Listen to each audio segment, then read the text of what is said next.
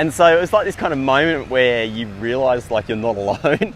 You realise that there are other people who are just as into whatever it is you're into as you are.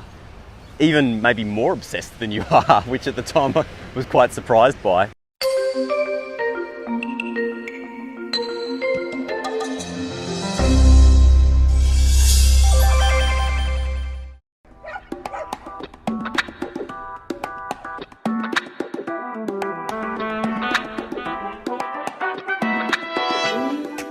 Hey, good morning. This is the Morning Walk, episode 107. Thanks for joining me for a little stroll. And I'm laughing because this is nuts, isn't it? It's just absolutely the most beautiful place. Where are we walking this morning? I'm going to tell you. Just enjoy this moment for a moment. You've got to check this out. Check out this playground. Holy moly. If that doesn't make you want to be a kid again, kind of nothing will. Oh, wow. Definitely coming back here later with my kids. It's not for them, but for me. I want to climb that thing. Feels funny to be in Airlie Beach after all these years. I've been hearing about this place from friends for years and years, even back when I was at uni. It's such a popular place for young people to come, either as backpackers, or just as travellers in general, spring break, uni holidays. So to actually come here and see it, I can actually see what all the fuss is about. It's just such a magnificent place. And there on the high street, with all the pubs and travel agents and things like that, like it really is backpackers and young person's heaven. And then there's me, here about 15 years too late. No regrets, better late than never, It's kind of great when you finally get to do something that you've been waiting to do for a long time. For me, the biggest thing was seeing Pearl Jam, my favourite band, live for the first time. I'd loved that band for like 5 or 6 or 7 years or something like that. And I was on exchange in the UK and saw that Pearl Jam were doing a tour, and they were going to be playing in Ireland. And so I jumped on a ferry and went over to Ireland to see them play. And I was so keen to be in the front row that I got to the venue at 8 a.m. in the morning for, like an 8 p.m. show or something like that.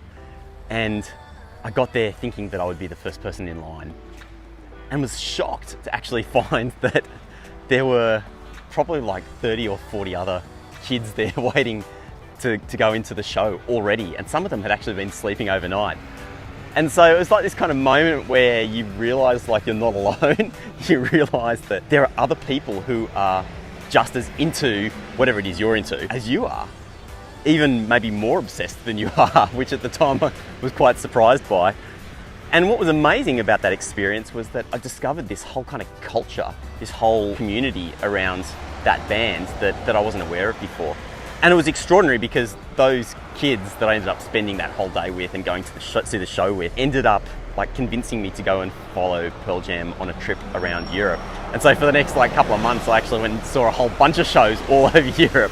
I got some great stories about that.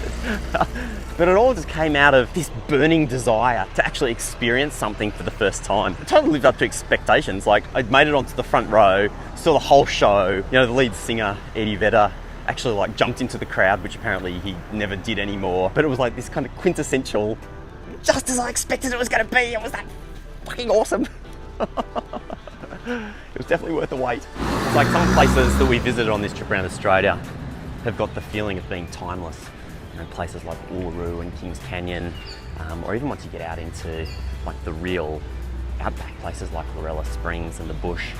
I don't know, they're just places that will always be, whether or not I'm there, you're there, humans are there at all. They will just be. They're like eternal. Maybe the best example of a place like that was Iguazu Falls in Argentina and Brazil. You go to Iguazu and you have this amazing water, like these waterfalls, kilometre long, just so much power. And it's kind of like it's always been there, and it will always be there. And then you come to a place like Airlie, and I'm not knocking Airlie, it's this beautiful town, but it kind of feels transient, It's quiet and transactional to some extent. And I guess it makes sense as well, because this is a place that you come through, party a bit, have some fun, but really you're coming here in order to go somewhere else, like jumping on a boat and heading out to the Whitsundays. So, I don't know. I don't know how I feel about that kind of lack of permanence. Maybe I'm just overthinking it. More coffee. I guess it's good to have those things that we build up the anticipation for in our minds, you know, get super excited for. But maybe there's some danger in that too. You know, that you have such high expectations of a place or an activity that by the time you actually get there, it's kind of like a letdown.